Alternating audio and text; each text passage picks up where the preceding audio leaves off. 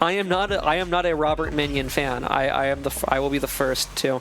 Okay, I don't know if this is a hot take, but most Marisa skins are a little bit cringe. You think people would come into the Tuesday Trials chat and tell lies? If someone says he has hyperchromia, he has hyperchromia.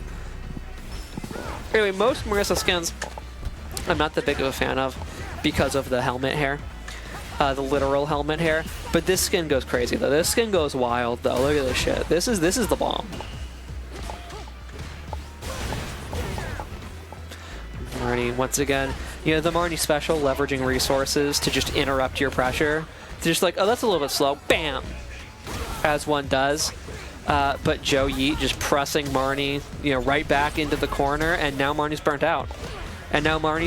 And yet she needs to maintain outside of Joe Yeet's range. But, okay, well, we are out of burnout now. So now we more or less just got to be scared of the DI. But Joe Yeet's playing patient. Waits for Marnie to come forward herself and punishes. As we round number 1 for Joseph Yeet. You can't just charge up. Do you know how many mid-range advancing buttons Marisa has? I think it's all of them. I think it's somehow all of them. You can't just be charging up a button. You're gonna get punched in the face. He scolded me earlier because I thought it was Stuart and not Bob. Well, get his name right. He's Bob. Show just because he's a minion doesn't mean he doesn't deserve respect. And we're back in the corner, you guys. We're back. The second verse is similar, shockingly similar to the first. Although the life gauges are much closer, and that does matter. That is very relevant because now Marnie has that explosive capacity to, for example, throw out a critical art and get a confirm into what I sure hope is dead. Never mind. That was a critical art, right? Or was it right on the edge? Was it not critical art? So I thought it would kill because critical art. Nevertheless, yeah, when you got to advance through the mist finders at home for that from that range with that health, we are going to tie up the rounds. However, Joe Yeet has a surplus of $300, which is, and this is true, a lot of money. So that is definitely going to be very relevant because Joe Yeet has that cash out ability that we're probably about to see. No, does not cash out the level 3. And I mean, with Marisa damage, it's very possible that it like borderline kills. Kills or borderline kills from here, depending, you know, on what the confirm into it is capable of being. But not cashing out the level 3, I don't think I necessarily like. You know, there's no next round to save it for. You could be building meter up right now, and you would have such an enormous life lead. Like that's the biggest thing, is that you would have such an enormous life lead, and at this point probably honestly would have killed by now, because that is less health than a critical art would do. Right, we'd be in the next game right now. Even if you do win this, I just don't. The momentum shift, the amount to which the deck is stacked in your favor, getting that much of a life lead when there's not going to be another round. You don't need to save it to checkmate, you know? You don't need. You can just throw it out. That being said, maybe that combo didn't confirm into level 3. Maybe it would have dropped, and I just look like an idiot. That is possible. I haven't put the hours in with Marisa like that. I don't know Marisa like that. I can't prove that doesn't how it would. Level 3 chip kill is wild. I mean, it's a checkmate. You know, it's you'll chip, it'll hit, because they're in block stun. It is a checkmate. Like at that point, there's literally no you 100% of the time in that situation you level 3, right? It's not super common to see, but like, no. To be fair, Marisa's doing this shit meterless, so like, how much do we need level 3? You know, level 3 is for these fucking Chun-Li's and Eds of the world who need like the damage. Actually, probably better damage than Chun-Li does, but still, you know, it's for the Chun-Li's and the Jamies of the world who need the damage cash out, and for Kimberly because she gets her install off of it. You know, Marisa just does a critical art to you off of a confirm, off of like a light confirm. She just crouching light punches you, and then half of your health is gone, and you're like, wait a minute, I'm not playing an anime fighter. Wait a minute, this isn't BlazBlue. Start looking around, you're confused. Trying to figure out where the hell you are. Like, I thought this was Capcom. So, you know. If you were going to inefficiently spend your meter, I do feel that was inefficient. But if you're going to inefficiently spend your meter, Marisa's probably the character to do it with.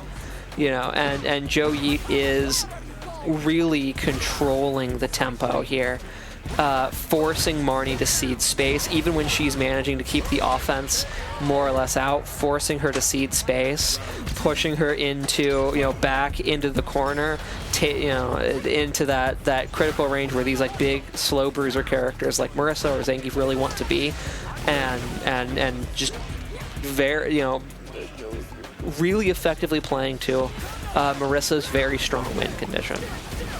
And, you know, if you can do that, you don't necessarily need to cash out your meter when commentary girl thinks you should cash your meter out. You can cash it out whenever you want. You know? And Marnie is just not able to get Joe Yeet the fuck off of her. She heard me talking shit like she wouldn't hear it. Like I heard you was talking shit like I wouldn't hear it. Good throw attack there. Yeah, you want to close it up. Oh, but good.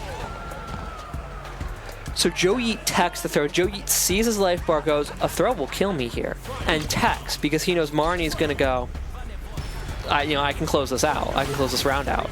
I can get some oxygen. I can get some life. And then Marnie goes, oh, he's tech and throws. You're attacking throws, are you? Not anymore. And now Marnie has a little bit of momentum. I don't want to overplay the commentary here because I'll curse her if I do. But yeah, a little bit of momentum going, a little bit slippery, a little bit more slippery as well, able to get out of that corner, and she's going to have to well. Let's think about the now, right now. Right now, let's think about the immediate future. How are we going to survive this round? Now, Ed does have good buttons. Marnie's holding space better, and that should confirm into level 3 for the kill. So, that's the immediate. That's the right now. How are we going to survive the round right now? We're going to confirm into level 3 for the kill. And now we're out of the round. Now we're out of the game. It's 1-2 now. You know, we got a mountain to climb. We're not fighting downhill. We are swimming upstream. But it's 1-2. We got out of that game, and now you start thinking about what you know, what do I need to do? I know that jump over out of the corner, honestly, huge, because for the first 2 games of this set, it was just Joe Yeet and Marnie were taking a walk together to the corner, and then Marnie was dying there. You know, Joe Yeet was taking Marnie to tell her about the rabbits, and then Marnie's like, wait a minute. Huh? And then she has all this screen to work with. She's no longer being told about the rabbits anymore. You know, finding, you know, Joe Yeet is still going to have to take some kind of offensive risk. He's going to have to do something that isn't real. And Marnie increasing, you know the last game and also this round, to some extent, is increasingly finding those spots where, like, wait a minute, I can hit an armor button here, I can jump out here, something like that, and all of a sudden Joe Yeet's not as sticky anymore, and Marnie's got some signs of life here. It's 1 round away, Marnie is, from tying the set up. And just in terms of the mental, right, I think that's a big deal. Now, you know, everybody's mental is different, but I think that's a big, because you're not fighting uphill anymore. You know, it's 2-2 now. It's tied. You're not making a comeback anymore. You're just playing the set. You know.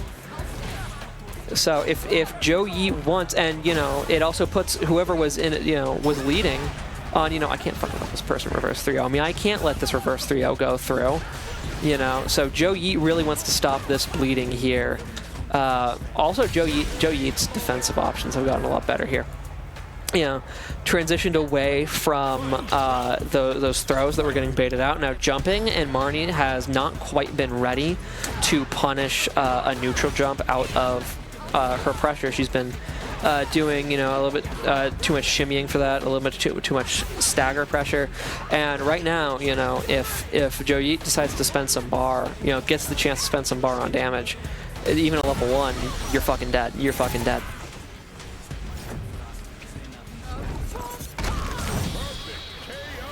And Joe Yeet manages to stop the bleeding.